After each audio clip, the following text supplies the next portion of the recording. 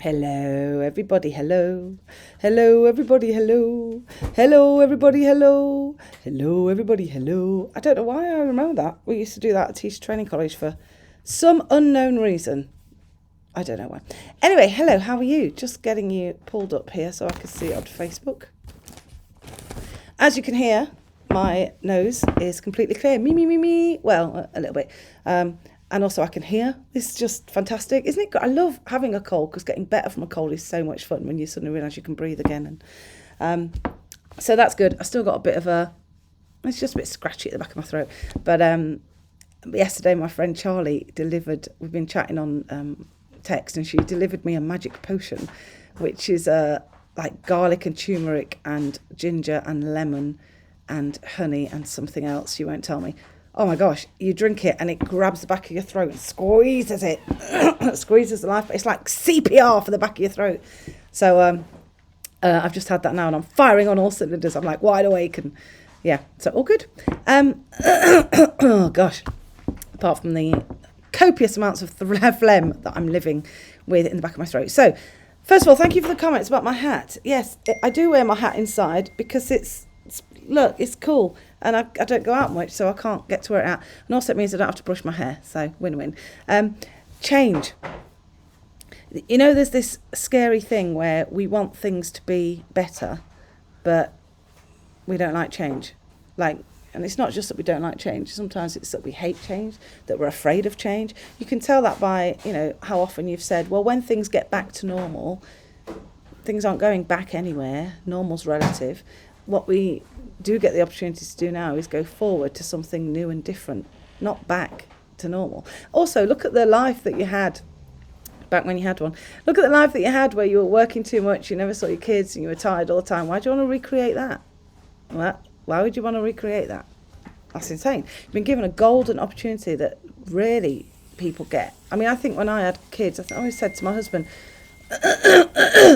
oh dear, when you're pregnant, it's like a reset. It's like a reimagining of what life is like because everything stops and everything changes. So when I had my first child, Trinity, I went from being a woman to being a mother and a woman. That was bonkers. And then when you have the second child, I think it's slightly worse because you think you know what you're doing, and then you have a second child and what you remember is you didn't have a toddler when you had your first child, and that's like, oh my gosh.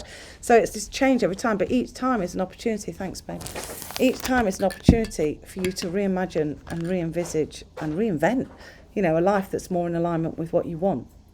So rather than wanting things to go back to normal, that's kind of like our inbuilt, defense mechanism, self kind of protection, self-preservation mechanism of, I don't want anything to change. But you do want things to get better, right? You do want to look after yourself more. You do want to engage with your kids more. You do want to get more fulfillment out of work. You do want to feel like you're making a difference. So you do want things to change, but you don't like change. We're kind of stuck in that middle bit. And I love that sentence that I paraphrased in my TED Talk, which was, things won't change until nothing will change until your desire for things to be different is bigger, stronger, and more powerful than your fear of trying. So true. So I want to encourage you to make 2021 a year where you just turn the volume down or fear a bit. You don't have that kind of, oh, well, I can't because this might happen. Oh, well, what can I do? I'm only one person. Oh, well, they say we shouldn't do this. I'm not asking for a riot. I'm not trying to, cause a riot. But there is something around just not reimagining a life on your terms. Like if you were living in alignment with your own why, with your own purpose, with your own values, what would that look like? And if it's different to how you've been living, then what does it take to make the slightest 2 degree shift in the direction of where you want to be? And that's the big question. So for me, I'm always doing this. I'm always kind of like trying to reconnect the present with the past. Hey, Taz, how are you doing? Present with the past and with the future. Because I think I love how my kids in particular, I've watched my kids grow up and they're very good at being present, just living in the present. Like, do I have enough food right now? Great, I'm happy. Oh, I don't have enough food. Everything is awful. I love that kind of way of being. And it's not something that I've been very good at. And also what I try and tying things to the past and the present, it's like, look at where you are, look at where you've come from. The fact that you're alive is a miracle. It's that whole kind of like, and look at what's possible. Because if you were here and you're here, wow, what could be possible there? So it's just kind of trying to be present within now, drawing on, look where you've come from, and looking towards, look where you could be, look where you could go. And that's really what I try and focus on. So how about you? How hard do you find change? Hey Erica, how are you doing? Erica, this is an interesting one, because a lot of people in teaching, I feel, a lot of people in education have a, not everyone, but tend to have a kind of nurturing, present focused, let's do the best we can with what we've got, nature. So what that means is that the government, because people who tend to go into politics tend to be a bit more strategic thinking and making a change. Politics is dirty, isn't it? Just as a all round anyway. But you have to be quite kind of like single-minded and focused on stuff.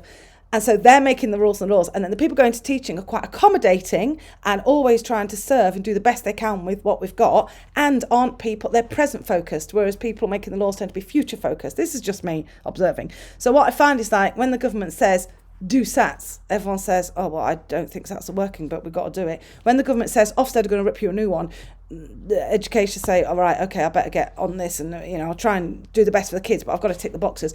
When the government says we will take you to court if you close early, despite the fact that all the evidence that you're facing says that that's a good idea.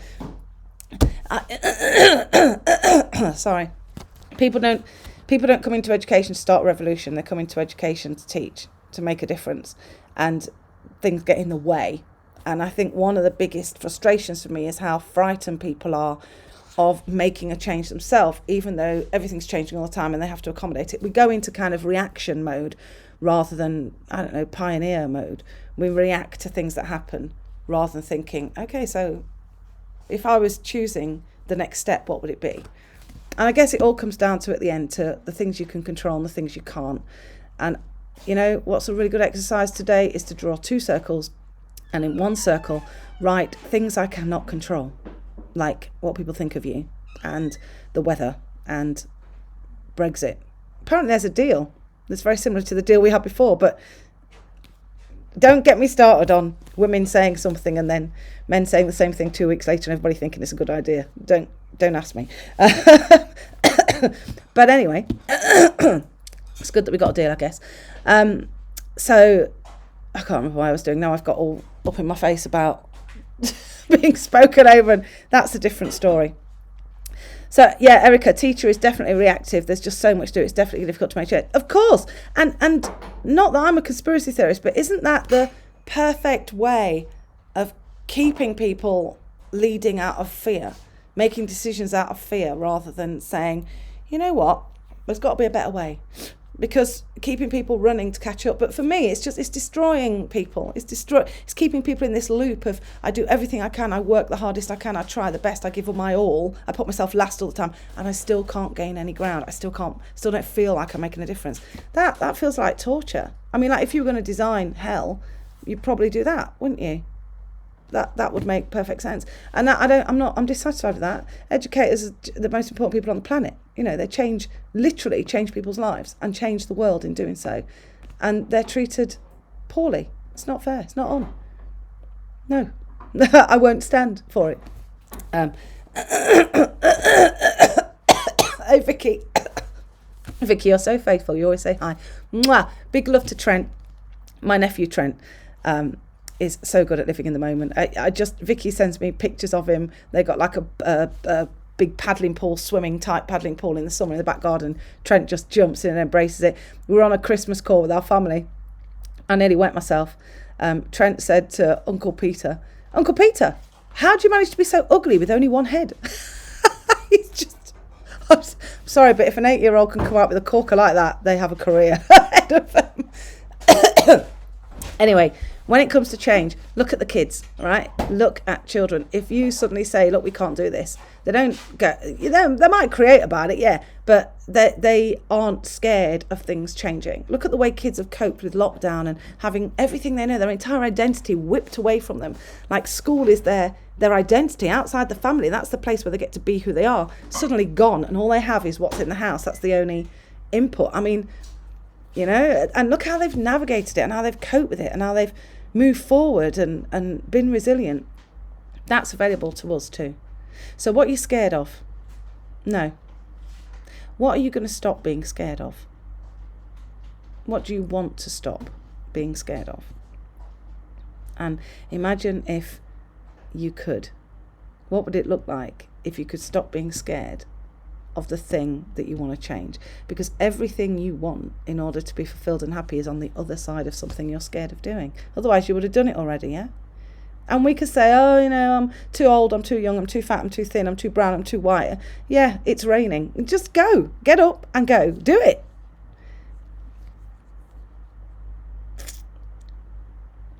I've had a lot of death. I've had a lot of people close to me who've died. Wish they were all old. And 100 years old and went peacefully in their sleep. That's not the case. And I kind of think, like, you know, when I got together with Ed, we were like the first of our group to get married, and then lots of our friends started getting married, and then we were the first of our group to have a baby, and then lots of people started having babies. And then we go to each other's parties, so we go to each other's engagement parties, then we go to each other's weddings, and then we go to each other's kids' christenings, and then we go to each other's anniversary parties, and then people's parents start to die. And we commiserate with each other over the loss of someone we love who's older, and then your friends start to die.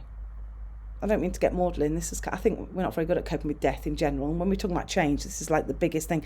I think our reaction to death and change is kind of intertwined, because death is the ultimate, it's changed. And we don't like that. We like to feel like we're in control all the time, which is why advertising works so well, because we feel like we're making independent decisions based on the facts. We're being manipulated by again, it's not another call. And you get to the stage where older people, you know, parents start dying, and then after that it's you. When I was at Hull Uni, I lived on a street that was all student houses, Cranbrook Avenue, 66 Cranbrook Avenue, or the Animal House as it was nicknamed. Anyway, so there was one lady, Auckland Avenue was behind us, and there was one lady on that avenue who refused to sell a house to the uni. So she was like 94, living on a row of students. I mean, good Lord. But she'd been there her whole life, didn't want to leave. So I remember I used to go in and chat to her, because her house was always really warm, and also she had a bit of dementia, so she would tell you the same story again and again, which I don't mind. So I would go in and listen to her, and it was warm, and we'd sit and we'd chat. And one day she surprised me. She sort of came out of a narrative, and I said to her, have you got any family or friends that you go visit or spend time with? And she said, friends? All my friends are dead. And I was like, but yeah, if you get to 94, a lot of your friends are going to be dead, aren't they? And I was like, wow, okay. And she suddenly just came out of character. She had this real lucid moment where she said, make friends with people younger than you. That way, when you get old, you'll still have friends who are alive. And they sort of went back into telling the same story again. I've never forgotten that. And I don't think I consciously make friends with people younger than me. Although because I only look 12, I end up with friends who are younger than me. And then they go, you're what? You're 50? I can't believe it. But yeah, you know, the only thing that's certain in life is that you're going to be born, and then you're going to, you know, learn how to walk, and then you're going to cry because you're going to hurt yourself, and then you're going to go to school and learn more stuff, and then you're going to get old and your hip's going to need replacing, and then you're going to die. That's certainty, and certainty is boring. The variety, the change is where the excitement is. You might fall in love, you might discover a cure for cancer, you might move to another country, you might have your heart broken and then come back. I mean, all the might stuff, all the variety, all the uncertainty is where the joy and the value and the fun is. So embrace change. Find something that you want to do more of or less of, and make a commitment to doing it. The Thrival pack is coming on nicely, so I will finish that. I'm taking my time. I'll finish that before the end of the year and put it out there for you to download and have a go at. And in the meantime, I'm going to take some more tablets. My husband keeps bringing me water and vitamins, so I've now got a line of things to clear my throat, starting with more of Charlie's potion. So have a fantastic day. Happy post day of the boxers, and happy New Year's Eve. And if your name's Eve. Au revoir.